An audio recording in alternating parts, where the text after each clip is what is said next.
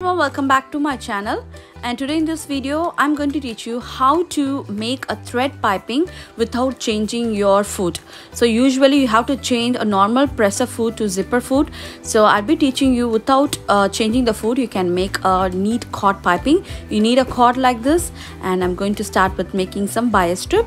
So enjoy the video, and if you like this video, if you want more videos, do subscribe my channel and don't forget to hit on the thumbs up button below. And for more update, follow up my Instagram page.